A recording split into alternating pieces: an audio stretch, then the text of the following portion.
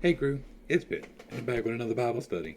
Today we are going to be diving back into Exodus, so if you are unfamiliar with what I am doing in Exodus and the quite unconventional beliefs that I hold in my just reading of the Bible, then you should definitely start at the top, go back to the beginning of the playlist, and see the evolution of where we were to where we are, because I do hold some rather unconventional beliefs, and I would hate for you to get your feelings hurt.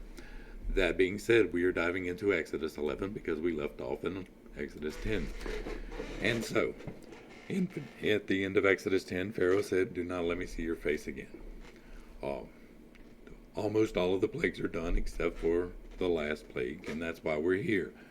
I talked extensively how I feel like the entirety of the plagues up until this point could have been done in one plague, and all of that was unnecessary. I believe it was all leading up to this. I believe that the blood sacrifice involved in this feeds a lot of things, and it is perpetual, and it is quite quite extraordinary to look at if you look at it objectively. all all of that being said, uh, we're going to dive back into the scripture and just see what it says. Uh, it gets pretty rough though. So, the plague on the firstborn foretold.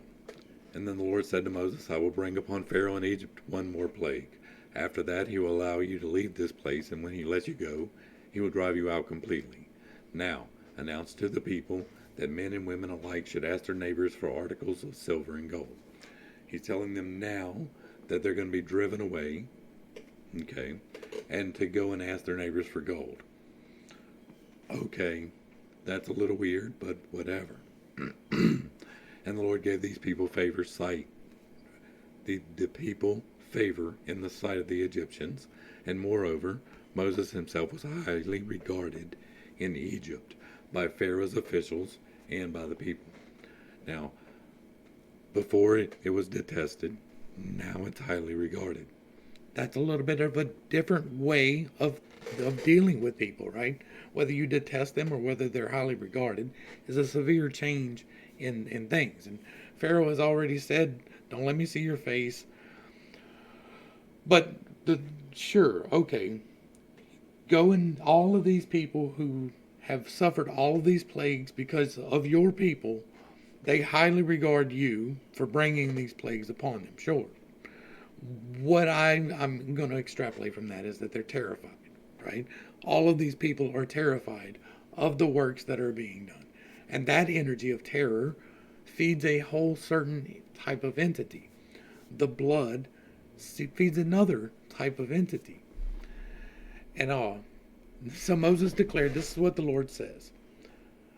About midnight, I will go throughout Egypt, and every firstborn son in the land of Egypt will die, from the firstborn of Pharaoh who sits on this throne to the firstborn of the servant girl behind the handmill, as well as the firstborn of all the cattle. Then a great cry will go out all over the land of Egypt. Such an outcry has never been heard before and will never be heard again. But among all the Israelites, not even a dog will snarl at man and beast." So now we have the promise of killing all of your children. Right? We're coming off of the promise of all of these plagues. They have all come true. They have all gone away when said. And now Moses is coming up and saying, "Okay, we're going to kill the firstborn." And Pharaoh's like, "Nah, I don't believe you." And how would but among the Israelites, not even a dog will snarl at man or beast. That's interesting. Uh, and then you will know that the Lord makes a distinction between Egypt and Israel. And this is the part that people dwell on when they get to this part of the scripture. This is what people want to think about. Well, they're a set apart people. Why? We have seen no evidence of them being justifiably set apart other than bloodlines. And these are people all supposedly come from the same bloodlines. And so, like, we had the flood to wipe out everybody. Everybody's gone except for Moses and his people, and or Noah and his people. And so they completely repopulate the entirety of the earth. It's the same bloodlines. And then you will know that the Lord makes a distinction between Egypt and Israel. Now, I don't believe that. I believe it's different. I believe that there were many arcs and many different civilizations that were preserved. And all of these officials of yours will come and bow to me, saying, Go, you and all the people who follow you. And after that, I will depart. So they're going to come and bow to Moses, and then they'll depart. And hot with his anger, Moses left Pharaoh's presence. The Lord said to Moses, Pharaoh will not listen to you, so that my wonders will be multiplied in the land of Egypt. And Moses and Aaron did all these wonders before Pharaoh, but the Lord had hardened Pharaoh's heart, so that he would not let the Israelites go out of his land. Like, again, that's just a hard sell for me. Like, that is a leap of faith too much. I can believe that God himself can reach down and, like, completely change the whole anatomy of anything, right? I believe that God can do that. He can reach down and he can take whatever and just change it into something else. He can turn this phone into a loaf of bread. I believe that. I find it hard to believe that Pharaoh is looking at all of these plagues as a man, and it's just like, no, I'm not going to believe you when you promise to kill all of our kids. I'm going to be of the opinion that Pharaoh's like, get out, go, right? But it doesn't fit the storyline. Okay, so now the Lord said to Moses and Aaron in the land of Egypt, this month is the beginning of months for you. It shall be the first month of your year. It's funny, the placement here, again, this is an amalgamation of stories. I think that this should probably have been put later, but I think it's put there to break up quite what's happening in this situation and to reinforce that this is the chosen people and they're set apart and they're to keep this feast of covenant that they're having here. This month is the beginning of months for you. So this is in the spring, right? This is just past. It's Passover. And tell the whole congregation of Israel that the 10th day of this month, each man shall select a lamb for his family, one per household. And if the household is too small for a whole lamb, they are to share with the nearest neighbor based on the number of people, and apportion the lamb accordingly. Your lamb must be an unblemished year-old male, and you may take it from the sheep or the goats. You may keep it until the 14th day of the month, when the whole assembly of the congregation of Israel will slaughter the animals at twilight. And they are to take some of the blood and put it on the sides and tops of the door frames of the houses where they eat the lambs. They are to eat the meat that night, roasted over the fire, along with unleavened bread and bitter herbs. Do not eat any of the meat raw or cooked in boiling water, but only roasted over the fire. We're going to get to that. Its head and legs and inner parts, and do not leave any of it until the morning. Before the morning you must burn up any part that is left over. That is how you are to eat it. You must be fully dressed for travel, with your sandals on your feet and your staff in your hand. You are to eat in haste, for it is the Lord's Passover. And on that night I will pass through the land of Egypt and strike down every firstborn male, both man and beast. And I will execute judgment against all the gods of Egypt. I am the Lord. The blood on the houses where you are staying will distinguish them. When I see the blood, I will pass over you. No plague will fall upon you or destroy you when I strike the land of Egypt. Okay, we're going to go back and unpack real quick. Tell the whole congregation on the 10th day of this month, which I didn't pull up the calendar, so I'm not going to try and Google it and find it, but I want to say it's like Tishri, but I might be wrong on that. But it's spring. This is the beginning of the spring feast. This is the first day of the year for them, right? This month is the beginning of month, so the first day of this month is the first day of the year. It's the first day of the first month. Well, you're to wait 10 days into the first day of the first month, and that goes by the moon, right? I believe it's the new moon. Whenever you lose sight, they start the new month, or it's whenever they gain sight, or it's from the new moon. And so 10 days in, you're well established that you are into the new moon, and things are getting bigger. And okay, it'll be the first month of your year. And then it gets into the portion size. We're not going to really deal with that here. That's in Deuteronomy. Your lamb must be an unblemished year-old male, and you must take it from the sheep or the goats. Keep it until the 14th day. So keep it for 4 days. Purge it. Don't give it any water. They don't say that, right? I don't know that that's part of the ritual, but we do know so far, there's been an awful lot of manipulation of the waters. There's been an awful lot of the manipulation of the magnetics, the harmonics, whatever you want to call it, of the waters. And it changed the waters to blood, and it changed things and made things happen in places, and boils below it. Like, all of these things can be explained by the manipulation of magnetic frequencies in water. And so when he tells them to not boil their food in water, that's important because, to me, I think that that plays a part in the death of these people. Now, there's a whole nother option here that there is a horde of destroyers that go in. We'll get to that in just a minute. But it's entirely possible from this that why he's telling them not to use the water is because the water is contaminated. And that could be why they hold on to the animal for 4 days, to make sure that it's purged of whatever the contamination is. But then they kill all of them at the same time at twilight to make sure that they're all coordinated on the 14th day. Okay, that's the coordination part of it, but man, this whole blood sacrifice is hard for me.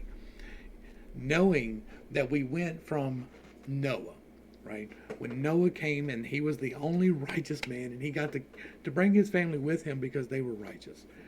And he sets out covenant first thing upon setting his feet, and he says, this is the covenant that we will shed no blood of man. Right? That was important. That was a covenant that I keep, right? That's a big deal for me, so it's a big deal for me. But then we get into the part where Abram gets called out to kill his kid. Now, he gets a replacement sacrifice for that kid, but what he was called to do was to kill his firstborn child. Right? His firstborn legitimate child, or however you want to look at it, whichever side of that argument you're on. We talked about that in Genesis. But now we've again killing the firstborn kid. And not just any or one, but like all of them for a people and their animals. Blood sacrifice is real. I know it's not popular to say that. I know it's conspiracy land, and it is definitely not anything that I partake in, so it's definitely not anything that I can define. But the evidence is out there that it is a thing and that it does work and that grand scale things happen. And this is a grand scale death. And not only that, but it is the guaranteed grand scale death forever.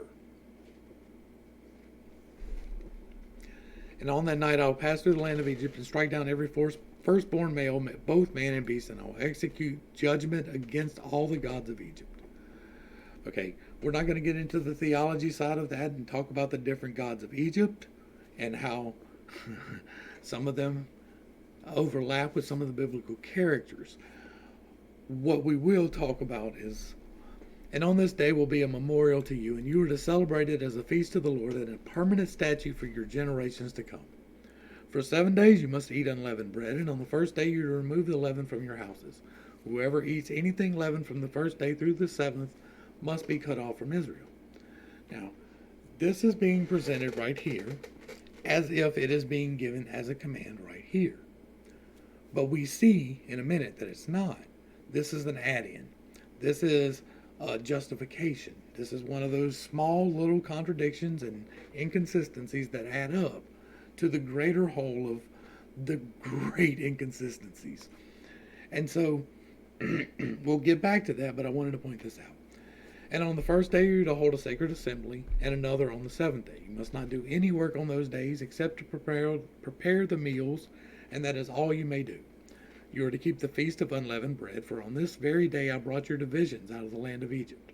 You must keep this day as a permanent statute for the generations to come. In the first month you are to eat unleavened bread, And from the 4th, and from the evening of the 14th day until the evening of the 21st day. For 7 days there must be no leaven found in your houses. If anyone eats something leavened, that person, whether a foreigner or a native of the land, must be cut off from the congregation of Israel. You are not to eat anything leavened. Eat unleavened bread in all your homes. Okay, let's talk about leaven. Leaven is yeast. Leaven is the naturally occurring yeast that you capture from your surroundings. It is not unreasonable to think that you would start a new leaven. Sorry. It's not unreasonable to say that you would start a new leaven when you get to a new place. Right? And so if you're leaving this place, you're not going to be able to rise bread. You can keep your leaven going. Like the way that leaven works, you store it. You don't have to make bread with it, but it's a lot easier to travel with it if you're not. And it's not hard to make. It takes about a week. From the time that you get rid of it to the time you get new one, it takes about a week. Maybe there was something in the bread that dealt with this too, and it had to do with the leaven. Right? There is a whole theory about that. There's a whole group of people who believe that that's what happened.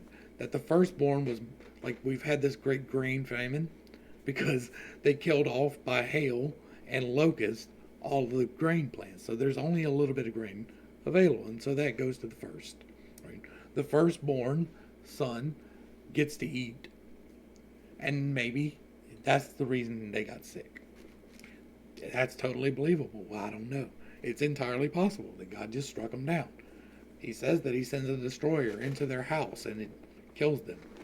Not that it was grain, and not that it was the water, like where I was thinking, but that it literally says that he sends someone into their house to kill them. And so,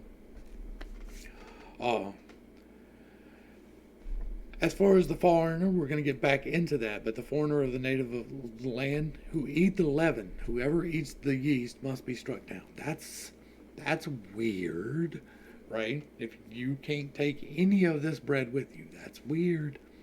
Maybe it has something to do with them dying. And then Moses summoned all the elders of Israel and told them. And here we're finally referring to them as Israel. We have been referring to them as the Hebrews all the way through up until now. And told them, go at once and select for yourselves a lamb for each family and slaughter the Passover lamb. Take a cluster of hyssop, which is a plant, and dip it into the blood in the basin and brush the blood on the top and the sides of the doorframe, and none of you shall go out of his house until morning. Now, they've been preparing for this for 4 days, and he's telling them now, go do it. But this blood on the door, marking it, man, that is dirty. Like it's got a very, very bad vibe. And if it is spun as the blood washes you clean, then yeah, okay. I can see stretching your faith that far. I've done it. But if you just read it and you're like, man, that's really, really weird that we have to make this blood sacrifice in order to prevent a blood sacrifice. Man, where have we seen that before? Where have we been told not to do that before? And then the Lord passes through to strike down all the Egyptians. He will see the blood on the tops and sides of the door frames, and he will pass over that doorway. So he will not allow the destroyer to enter your house and strike you down. Now, y'all know me in word studies. I popped it out. I had to look through. I read through. It's pretty much destroyer in every single translation. So I was like, all right, that's a little interesting. Let's see what it actually means. And it means perhaps to go to ruin. There's a lot of different definitions to this, and it does indeed mean destroyer 4 times, destroyers once, destroying, right? But it also means raiders, right? In at least 2 places by prophets. It does mean to destroy 69 times. But it does mean raiders and to ravage and ruin. And so it's not strictly destruction. It can be destruction brought by someone, right? By a destroyer, by destroyers, by raiders. So it is not beyond the scope of my beliefs that I think that there's an external factor, right? I believe that there's 2 forces fighting and that they're following the wrong side of the forces here, and that maybe that side of the forces has some reinforcements. And maybe them reinforcements are coming in to kill the firstborn son of all the people. And maybe their sign to not go in is the blood that is already sacrificed, because they're not going to get the feed on them. Oh, did I say something? And so, where do we stop? Must be cut off. And then Moses summoned all of them and told them to mark the doors, and the Lord passes through, and he will not allow the destroyer to enter the house. And you are to keep this command as a permanent statute for you and your descendants. When you enter the land that the Lord will give you as he promised, you are to keep this service. And when your children ask you, what does this service mean to you? You are to reply, it is the Passover sacrifice to the Lord who passed over the houses of the Israelites in Egypt, when he struck down the Egyptians and spared our homes. And then the people bowed down and worshipped. And the Israelites went and did just what the Lord had commanded Moses and Aaron. The 10th plague, the death of the firstborn. Okay, here's where I really have problems, right? We've already talked about how I believe it all could have been handled with no death by the plague of darkness. I'm not going to rehash that. But now at midnight, the Lord struck down every firstborn male in the land of Egypt, from the firstborn of Pharaoh, who sat on his throne, to the firstborn of the prisoner in the dungeon, as well as all the firstborn among the livestock. Now first, what livestock? We've already, they were dead. The livestock is long gone. Even if there was a remnant, right? The firstborns of the flock are all dead. More than likely, they're not even reproducing at this point because it's like tough out there, man. Plagues of frogs and hail and locusts, and there's no food, and like there's a lot going on. There's no livestock already. It's already killed even the horses and camels that pull the chariots. And so what we have here is another inconsistency here. The firstborn among the livestock. That's thrown in there because it sounds great, right? But it says killed every firstborn male in the land of Egypt, and from the firstborn of Pharaoh, who sat on his throne, to the firstborn of the prisoner in the dungeon. Now, if the prisoner is the firstborn of a man who's already dead, does he die? How far up the chain does the firstborn go? Is it the firstborn son of the firstborn son of the firstborn son? Like, where does it stop? Did it just kill every male that was the firstborn in his family? Because that's what this says. Then we're dealing with a really big problem again, right? We've already dealt with a lot of death. We've already dealt with not necessarily direct death, but plague and famine bring death. These boils, death. These plagues of not having food to eat, death. Livestock gone, killing people too. And so we already don't have a whole lot of people left to Egypt. Plenty of people left to the Israelites, but nobody's left in Egypt. And then they all die. And during the night, Pharaoh got up, and he and all of his officials and all the Egyptians. And there was loud wailing in Egypt, for there was no house without someone dead. So that makes me think that he killed the firstborn of everybody. Then why didn't Pharaoh die? Was he not the firstborn? Like, it's the small inconsistencies that add up. It really is. And this is one of them. Now, the striking down of the firstborn, that's a big deal.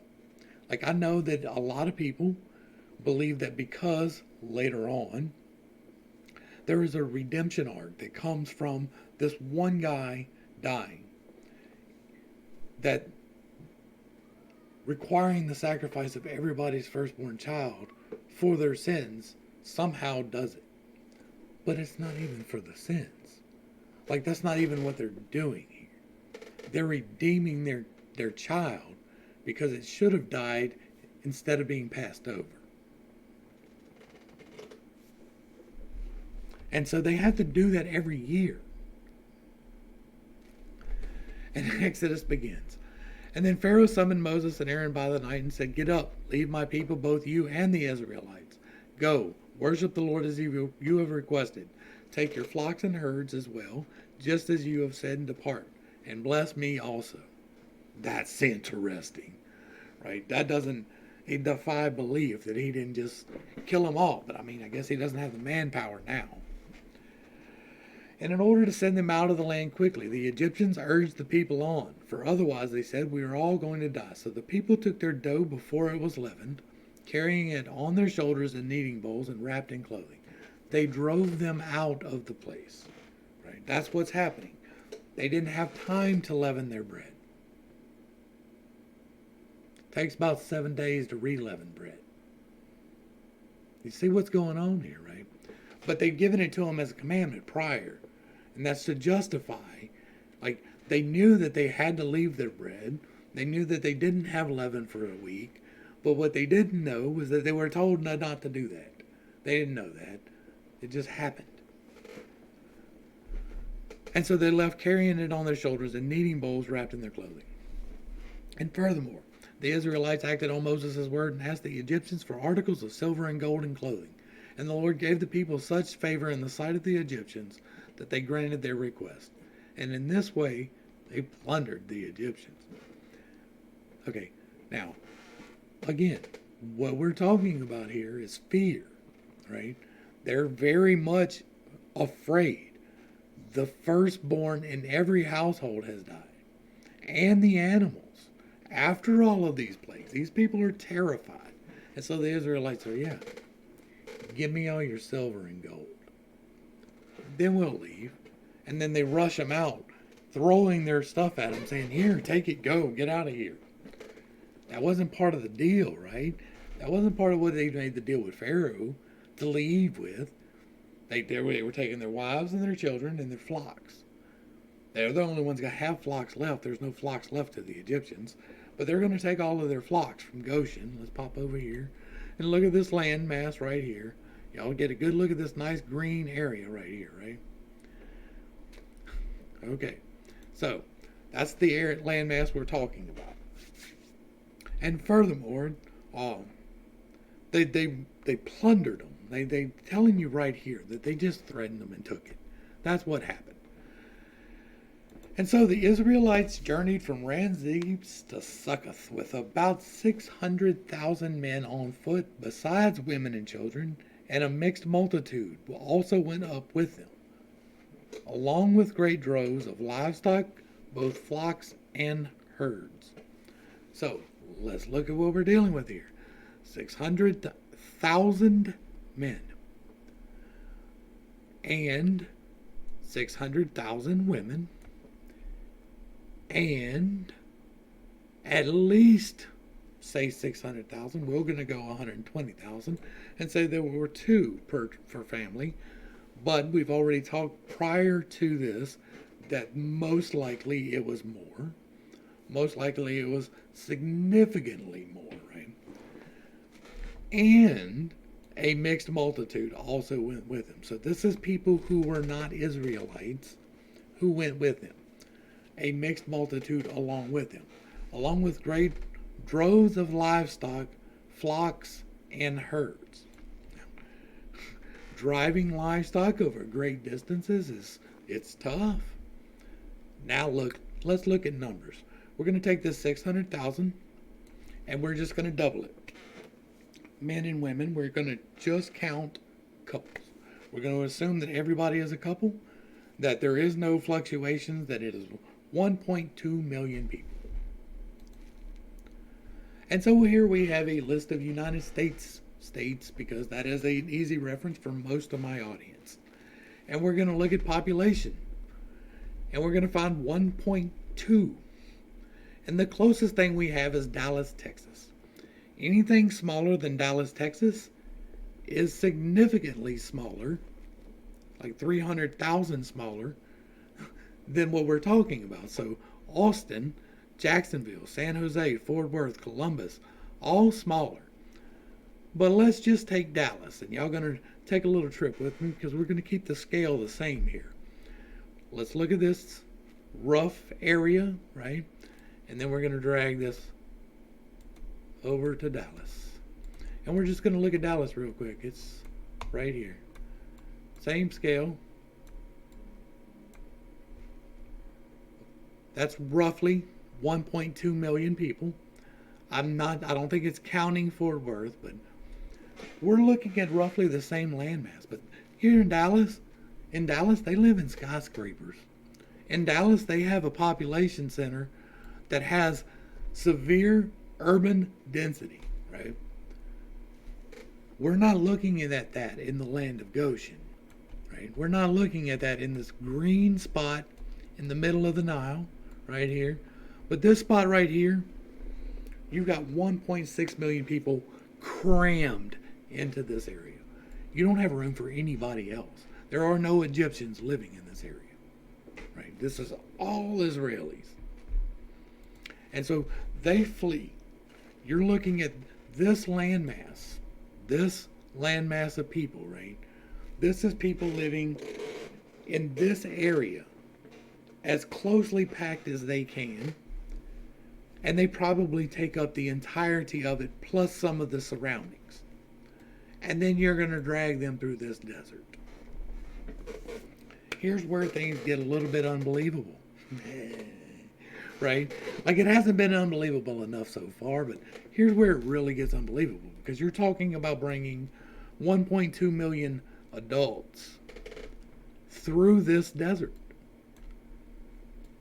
And then leading them through this desert, this wilderness, for 40 years.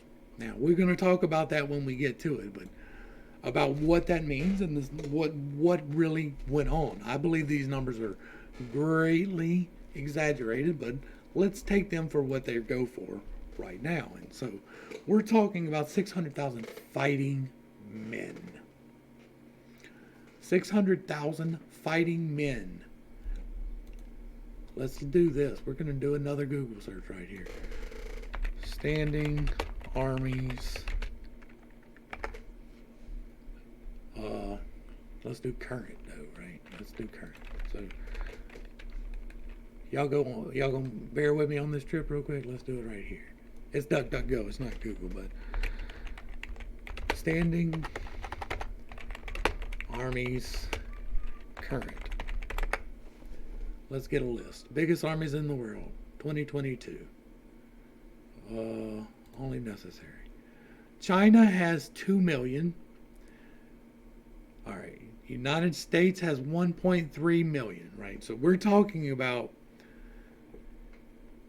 the total population being a little bit, well, significantly less than the military population in the United States. But fighting forces, we're talking about Pakistan has more, but Iran, South Korea, Vietnam, Egypt, Turkey, Myanmar, like it's 1, 2, 3, 4, 5, 6 armies in the entire world currently, current year 2023, that have more fighting men than we're talking about right now. And when they leave, they're well armed. What army on the planet is standing up to 600,000 fighting men? Why are they running?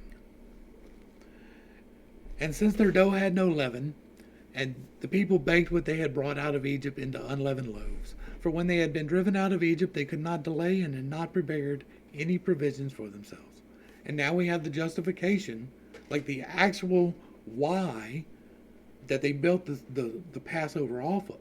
But it wasn't given to them prior to. They didn't plan for that. Now, the duration of the Israelites' stay in Egypt was 430 years. And at the end of the 430 years, to the very day, all of the Lord's divisions went out of the land of Egypt. And because the Lord kept a vigil that night to bring them out of the land of Egypt, this same night is to be a vigil to the Lord, to be prepared by all the Israelites for the generations to come. So they were run out in the middle of the night. That's an unexpected thing. That's not something you would expect to happen, right? Instructions for the Passover. This is the statute of the Passover. No foreigner is to eat of it, but any slave who has been purchased may eat of it after you circumcise him. You know, here's another thought on that circumcision thing. Shed no blood of man. That's the thought. That's all of it. A temporary resident or hired hand shall not eat the Passover. It shall be eaten inside one house. You are not to take any of the meat outside the house, and you may not break any of the bones. Now, this is used for prophecy significance farther along, as Jesus as the Passover lamb. I'm pointing at that out now, but we will deal with that later. I know all of your points about this. We'll talk about them in another video. The whole congregation of Israel must celebrate it. If a foreigner resides with you and wants to celebrate the Lord's Passover, all the males in the household must be circumcised. Then he may come near to celebrate it, and he shall be like a native of the land, but no uncircumcised man may eat of it. The same law shall apply to both the native and the foreigner who resides among you. Then all the Israelites did this, just as the Lord had commanded Moses and Aaron. And on that very day the Lord brought the Israelites out of the land of Egypt by their divisions.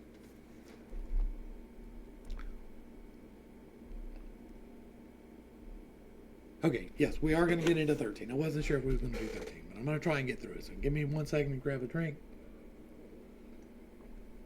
Me and my water get along.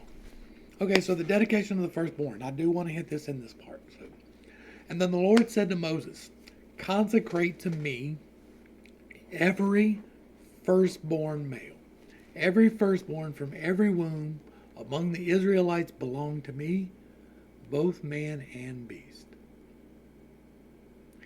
So Moses told the people, remember this day, the day that you came out of Egypt, out of the house of slavery. For the Lord brought you out of it by the strength of his hand, and nothing leavened shall be eaten. Today, in the month of Abib, you are leaving.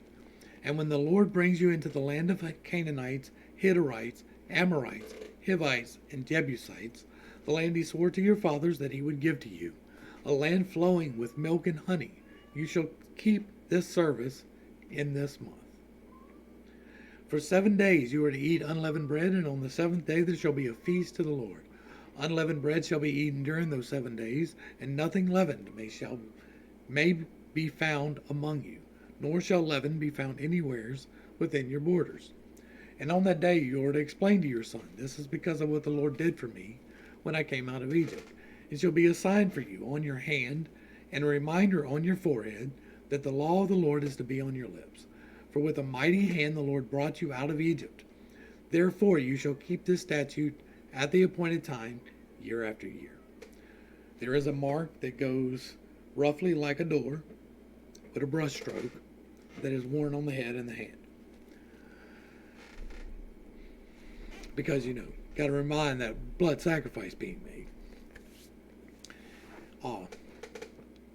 And after the Lord brings you into the land of the Canaanites and gives it to you, as he swore to you and your fathers, you are to present to the Lord your firstborn male of every womb. All the firstborn males of your livestock belong to the Lord, and you must redeem every firstborn donkey with a lamb. If you do not redeem it, you are to break its neck. And every firstborn of your sons you must redeem.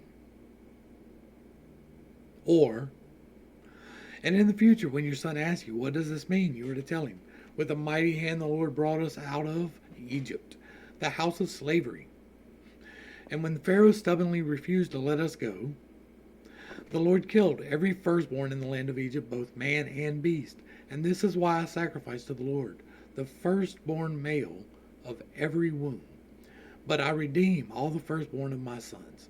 So it shall serve as a sign on your hand and a symbol on your forehead. For with the mighty hand of the Lord brought us out of Egypt. And when Pharaoh let the people go, God did not lead them along the road through the land of the Philistines, though it was shorter. For God said if people face war, they might change their minds and return to Egypt. So God led the people around the way of the wilderness towards the Red Sea. And the Israelites left the land of Egypt, arrayed for battle. And Moses took the bones of Joseph with him, because Joseph had made sons of Israel swear a solemn oath when he said, God will surely attend to you, and then you must carry my bones with you from this place.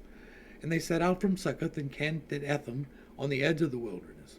And the Lord went before them in a pillar of cloud to guide their way by day, and a pillar of fire to give them light by night, so that they could travel by day or night. And neither the pillar of cloud by day nor the pillar of fire by night left its place before the people. Okay, alternative history time. I don't think Pharaoh said for them to go.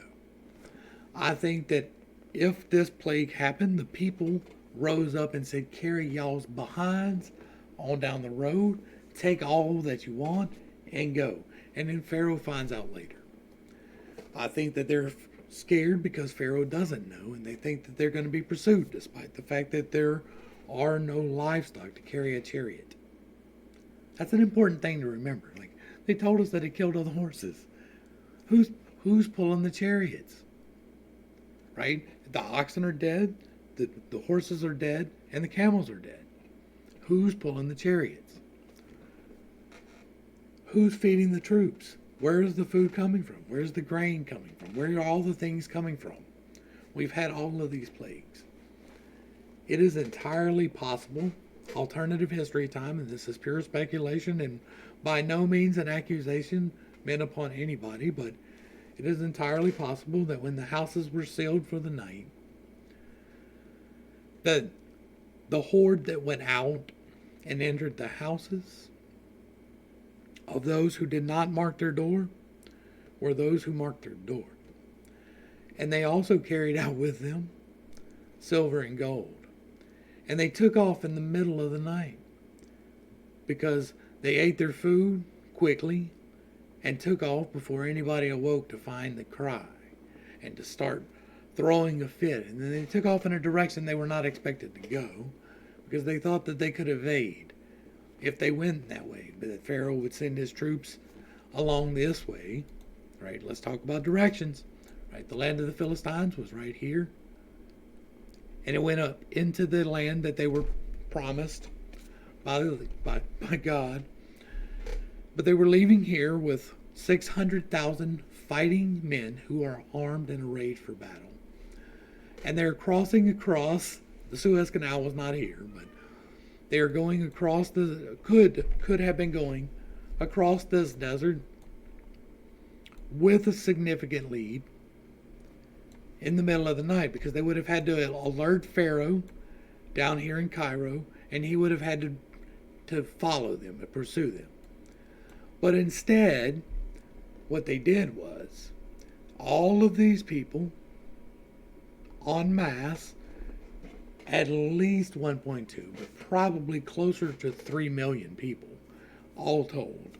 Like, that's the 1.2 plus the children. We've talked about how that's at least double, so we're talking 2.4, probably more. So it's 3 is actually a conservative estimate for how many actual living people, not counting animals, left. And they went down this way, past Cairo, down, commonly accepted. They come down here, and they cross here. This is what's generally accepted. Some people say that they crossed at the Narrows here, and some people say that it's the Narrows here. I personally believe it's most likely here because the wind that comes and blows back could expose these Narrows especially, and you can make the travel from here to here in a night. And then if the winds went back, then you would be swept underneath right up in this area. So that is a plausible scenario for me. Much more so than the wind coming off of these mountains and doing the same effect. Just because of the openness and the way that it's exposed and the relative shallowness. Like, some of this is built up due to current things, but most of it is pretty much how nature intended. This area right here is not that hard to transverse. I personally wouldn't want to bring 3 million people across it in the middle of the night, but that's me. If you're fleeing pursuit, then okay. But again, we get into the numbers game. We're not going to get into 14 today. We will get into the pursuit of the Israelites on the next one. But if we're talking about the numbers that we're talking about here, in order for Pharaoh to pursue with any chance, right, we would be talking about at least 500,000 troops. Well-trained, well-armed charioteers. You're talking about pulling out an awful lot of stops whenever you've already killed off all the livestock. And he pursues them, right? It takes him days to catch up. So we're talking again about feeding these animals with food that doesn't exist, to pursue these people who are fleeing. Now, they took a significant portion of treasure with them. They plundered the Egyptians. And if you listen to me, then they also killed the firstborn of everything. And so that would justify chasing them.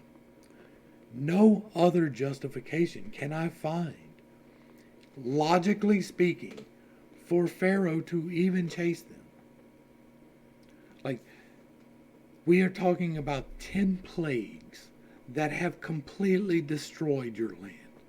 They have destroyed all of your food, all of your trade, and most of your people. A severe decimation of everything. Like, more than decimation. Decimation is only taking a tenth. This is like a reverse, only leaving a tenth. Like, this is severe destruction. Now, if you look at it as an amalgamation of stories and taking in and putting together a root story for a people, absolutely makes sense. All of these events are known. They are things that are part of the common lore already, and they just threw them all together and attributed them to God. That's best case for me. Worst case is this is diabolical, and it is the forces against that we are dealing with here. This blood sacrifice is a big deal. I know for some people it's not. But God said, shed no blood of man. We talked about that in Genesis. The covenant with Noah, the righteous man, was to take no blood of man, to shed no blood of man. That includes cutting off a piece and throwing it on the feet of an angel. That includes doing it to your children on the 10th day of their birth. That includes redeeming them from having to be sacrificed. It's a big deal. It's a big deal. It is time for a lot of these things to fall off. I didn't ask for this, but I'm sure taking up the mantle. I am going to go through this piece by piece, and we're going to pick it apart, and we're going to show the inconsistencies, the fallacies, the problems. There is a great message in this book. This book tells you quite plainly that all you need to do to prosper in life is to love the Lord thy God and to love your neighbor. It tells you that. If you're diligent in your works and you do those things, you will prosper. And it is true. It is contained in here. Despite the best efforts of man, it is repeated over and over again that all that was ever required for you by the actual God was the turning over of your heart to him. Repent ye and turn your face to the Lord. Not sacrifice ye and turn your face to the Lord. Repent ye and turn your face. Repent and seek. That is what has always been desired all the way through. And any sacrifice at all was unnecessary. Hopefully I brought a little bit of enlightenment and not too much confusion to a very complicated topic. I know that this is stepping on toes. I know people will get their feelings hurt. I am not trying to hurt feelings. I'm trying to do this in the easiest manner as possible. But if it does hurt your feelings, I'm sorry, but I'm not. To the crew, thanks for hanging out. I appreciate every single minute that you are here with me, and I am praying for you every single day. Until next time, I love you. You're perfect, whole, and complete just the way that you are. And this has been Pittstake. Peace.